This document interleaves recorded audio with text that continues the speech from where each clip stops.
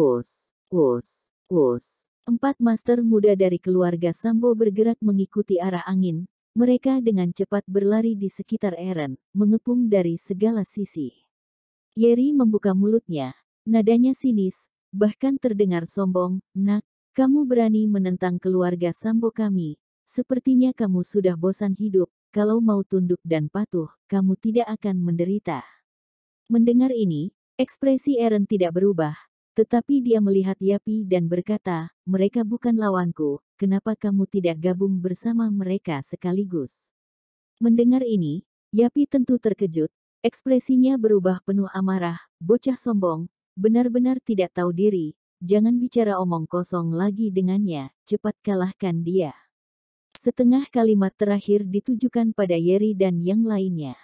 Mati. Dengan teriakan keras, tubuh Yeri seketika melesat cepat, seperti panah yang ditembakkan, tangan kanannya berubah setajam anak panah, menembus udara dan siap menghantam dada Eren. Yeri tidak menahan diri sama sekali dalam pukulan ini, melepaskan semua kekuatan tingkat akhir cakra dasar, dengan kekuatan lebih dari 3000 kilo, tentu sudah cukup untuk menghempaskan orang biasa sampai lebih dari 10 meter. Pada saat yang sama, 3 orang lainnya juga bekerja sama dan segera melakukan serangan. Satu kaki diarahkan ke perut bagian bawah Eren, tinju kuat mengarah ke bagian punggungnya, 2 lainnya meluncur ke samping Eren, siap untuk menghancurkan Eren di tengah. Mereka berempat bergabung untuk menyerang, bisa dikatakan sangat kuat, satu-satunya cara bagi master tingkat cakra murni untuk menghadapi situasi ini adalah mundur. Tapi Eren bukan master cakra murni, dia sekarang adalah seorang master di cakra level 5. Sekarang Eren setidaknya setara dengan Grandmaster.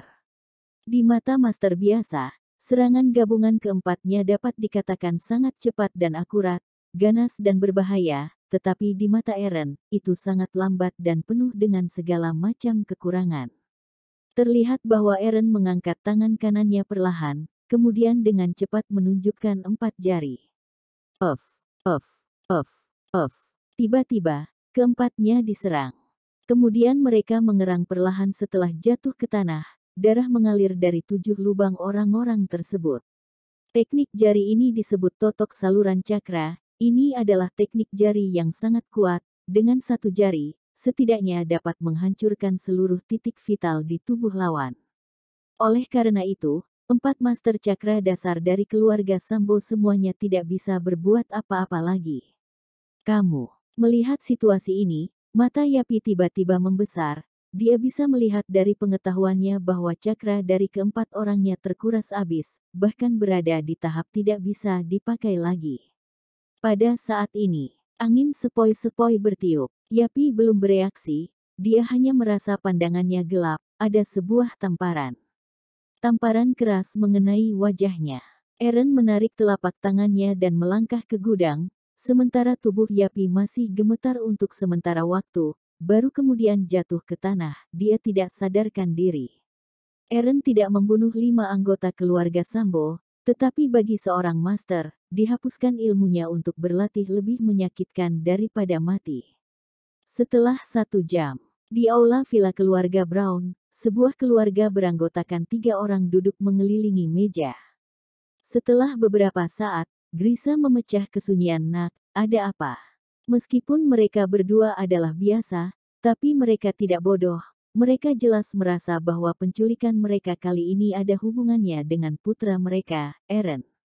Eren sedikit ragu-ragu lalu berkata, orang yang menculikmu adalah anggota keluarga Sambo dari keluarga bela diri, tetapi kamu tidak perlu takut lagi, aku akan sepenuhnya menyelesaikan masalah dengan keluarga Sambo. Keluarga bela diri. Grisa dan istrinya cukup terkejut. Eren melanjutkan, di dunia ini, selain orang biasa, ada sekelompok orang istimewa di atas orang biasa, mereka adalah master. Hukum yang berlaku hanya mengikat orang-orang biasa dan master yang lemah. Bagi para master dari keluarga bela diri yang besar atau master di atas tingkatan cakra murni, hukum yang mengikat itu sangat kecil. Lagi pula, ketika masuk ke tingkatan cakra murni, ancaman senjata api terhadap master tidak terlalu besar. Adapun keluarga bela diri, selain kekuatan, sumber daya dan keuangan mereka sangat besar, tentu sulit bagi sebuah negara untuk mengambil tindakan pada mereka. Jadi kamu seorang master. Carla menatap Eren. Eren mengangguk, aku sudah memperhitungkannya. Penyebab kejadian ini adalah Broto dari keluarga Seno. Dia menyewa pembunuh bayaran untuk mematahkan kakiku. Kemudian, aku melaporkannya ke polisi. Jadi keluarga Seno memintaku untuk membatalkan laporan tersebut. Mereka menggunakan perusahaan ayah untuk mengancamku. Awalnya aku berencana meminta Gougen untuk membantu menyelesaikan masalah ini. Tapi tanpa diduga, keluarga Sambo sudah menguasai aset Gougen. Jadi aku memberi pelajaran kepada keluarga Seno dan menghancurkan keluarga Sambo. Kali ini, mereka datang untuk membalas dendam. Grisa dan Carla adalah orang tuanya dalam kehidupan ini. Mereka mendapatkan berkat untuk mengasuhnya. Mereka juga pasti akan tahu tentang beberapa hal cepat atau lambat.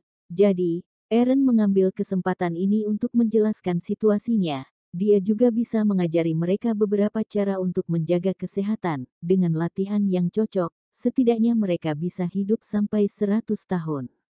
Keluarga Sambo tidak akan membiarkan masalah ini begitu saja, kan? Grisa berpikir sejenak kemudian berkata, tentu saja tidak. Eren berkata dengan serius, keluarga Sambo adalah keluarga bela diri terkenal di Kaktuar. Aku akan mengalahkan orang-orang mereka. Jika mereka tidak menerima pelajaran seperti itu, reputasi mereka akan sangat rusak. Jadi aku berencana datang ke tempat keluarga Sambo untuk sepenuhnya menyelesaikan masalah yang akan datang. Bukankah itu berbahaya? Carla terlihat khawatir. Keluarga Sambo tidak ada apa-apanya untukku. Eren menjelaskan, keluarga Sambo hanya seperti Master Auron, sedangkan tingkat kekuatan Eren saat ini sudah setara Grandmaster. Apakah tidak ada kesempatan untuk lari saja dari masalah ini? Grisa bertanya dengan ekspresi serius. Meskipun putranya terlihat sangat percaya diri, dia masih sangat mengkhawatirkannya. Eren menggelengkan kepalanya, tidak ada. Jika keluarga Sambo tidak diurus dengan benar, aku tidak akan bisa tenang tentang keselamatan kalian. Bagaimanapun, kalian berdua adalah orang biasa. Kalau begitu ayo panggil polisi. Carla menjawab, sangat jelas, dia juga tidak setuju dengan Eren pergi ke tempat keluarga Sambo. Tidak ada gunanya memanggil polisi. Eren menggelengkan kepalanya, sudah kubilang bahwa keluarga Sambo memiliki berbagai koneksi. Kedua, polisi biasa sama sekali tidak dapat mengancam master di tingkat cakra murni. Mendengar ini, Grisa dan istrinya hanya bisa saling menatap satu sama lain dengan cemas. Di bawah bimbingan orang tuanya, Eren keluar dari villa, naik taksi, langsung menuju ke ibu kota provinsi. Sebelum menyelamatkan orang tuanya, dia sudah menggunakan beberapa jurus pada master keluarga Sambo. Tentu saja Eren sudah memberikan informasi tentang dirinya terlalu banyak. Pada saat yang sama, ini belum terlalu lama, mereka pasti belum siap. Karena itu, dia akan langsung pergi ke tempat keluarga Sambo sekarang. Tindakannya pasti mengejutkan semua anggota keluarga Sambo. Tidak ada kerajaan yang berusia ribuan tahun, hanya ada keluarga ribuan tahun. Keluarga Sambo adalah keluarga bela diri yang telah diturunkan selama lebih dari 400 tahun. Lebih dari 3 jam kemudian, Eren sampai di luar sebuah desa besar di dalam yurisdiksi ibu kota provinsi Kota Planar. Desa ini disebut Desa Klan Sambo, dengan lebih dari 3.000 keluarga dan populasi lebih dari 10.000 orang. Penduduk desa di desa ini terbilang cukup kaya, bisa dibilang semua orang tinggal di rumah yang besar dan mengendarai mobil mewah. Ada villa besar yang mencakup puluhan hektar tanah di tengah desa. Pemilik villa besar ini adalah Yenovah Sambo, yang tahun ini berusia 58 tahun. Dia adalah kepala desa dari desa Klan Sambo. Dia juga adalah pimpinan dari keluarga Sambo, sebuah keluarga bela diri. Tingkat pelatihannya telah mencapai cakra murni tingkat akhir, bahkan bisa dibilang bahwa sudah masuk setengah tingkat ke tingkat Auron. Desa Klan Sambo hari ini tampaknya sangat ramai. Hanya beberapa menit setelah Eren tiba di luar desa, beberapa mobil mewah melaju ke desa. Tepat ketika Eren hendak melangkah masuk ke desa, sebuah Porsche 911 berhenti tidak jauh darinya. seorang wanita turun dengan mengenakan kacamata hitam yang menutupi separuh pipinya. Wanita ini berusia awal 20-an, dengan rambut pendek diikat kuncir kuda. Meski separuh wajahnya tertutup kacamata hitam, hanya separuh wajahnya yang terekspos. Masih bisa disimpulkan bahwa pihak lain memiliki penampilan yang sangat cantik. Pihak lain tinggi dan ramping, mengenakan pakaian olahraga kain katun hitam, dengan dada bulat kencang terlihat di bawah pakaian olahraga. Hal yang paling mencolok adalah bahwa temperamen wanita itu penuh dengan energi cakra, sehingga punya rasa yang berbeda dari kebanyakan orang. Hanya saja wanita itu sedikit mengernyit pada saat ini, seolah dia khawatir. Setelah melirik pihak lain, Eren berencana untuk berjalan menuju desa. Pada saat ini, wanita itu berlari 2 langkah, menyusul Eren, berteriak, "Tuan, tunggu." Eren berhenti melangkah dan saling memandang. Wanita itu bertanya, "Tuan, apakah kamu dari desa klan Sambo? Apakah kamu mengenal Yoran Sambo? Seperti apa kepribadiannya? Jika kamu tahu, tolong beritahu aku bisa membayarmu." Dari Yapi dan orang lain, Eren belajar tentang tokoh-tokoh penting keluarga Sambo. Yoran Sambo ini adalah putra bungsu dari kepala keluarga Yenovah Sambo, baru berumur 24 tahun, tapi ilmunya sudah sangat tinggi, sudah mencapai tingkat awal cakra murni. Menghadapi serangkaian pertanyaan dari wanita itu, Eren menggelengkan kepalanya dan berkata dengan ringan, "Aku bukan dari desa klan Sambo. Adapun karakter Yoran, maaf, aku juga tidak tahu." Mendengar ini, Viv Ganar tidak bisa menahan ekspresi kekecewaan di wajahnya. Kemudian berkata, "Kamu bukan dari desa klan Sambo, jadi kamu di sini untuk merayakan ulang tahun Yoran." Eren sedikit bingung, tetapi masih mengangguk, "Ya." Untuk bisa menerobos ke tingkat awal cakra murni pada usia 24, bisa dikatakan sebagai pemimpin generasi muda di dunia bela diri. Oleh karena itu, keluarga Sambo akan menggunakan hari ulang tahun Yoran untuk membangun momentum baginya, sehingga membuka jalan baginya untuk mengambil alih keluarga Sambo di masa depan. Tentu saja, keluarga Sambo mungkin tidak perlu pamer ke dunia bela diri Kaktuar. Oleh karena itu, hari ini, ada semua jenis orang dan pahlawan muda dari bela diri Kaktuar yang pergi ke desa klan Sambo. Setelah menjawab santai, Eren terus pergi ke desa. Tapi Viv menghentikannya lagi dan mengajaknya masuk ke mobil. Sedikit ragu, lalu Eren setuju. Begitu dia masuk ke mobil, aroma samar menembus hidung Eren. Ini bukan aroma parfum, tetapi aroma tubuh Viv. Melihat pemuda tampan di dalam mobil penumpang, Viv tiba-tiba merasa bahwa dia sedikit gegabah, benar-benar mengundang seseorang yang tidak tahu siapa untuk naik mobil. Tetapi memikirkan situasinya saat ini, dia menghela nafas lagi di dalam hatinya. Mungkin dalam keadaan seperti itu, Yoran tidak akan keterlaluan padanya. Mobil dihidupkan kembali dan melaju ke jalan lebar di desa, kemudian langsung menuju gedung paling mewah di desa. Ada tempat parkir yang luas di luar gedung itu. Namun, hari ini, tempat parkir penuh dengan semua penis mobil mewah. Di mata orang biasa, mobil mewah Mercedes-Benz dan BMW adalah yang termurah di sini. "Ayo turun." Viv memarkir mobil, membuka sabuk pengamannya, berkata kepada Eren. Setelah keduanya turun dari mobil, mereka pergi ke gerbang villa. Di gerbang, ada pria kekar berjas hitam yang berjaga, memeriksa kartu undangan para tamu.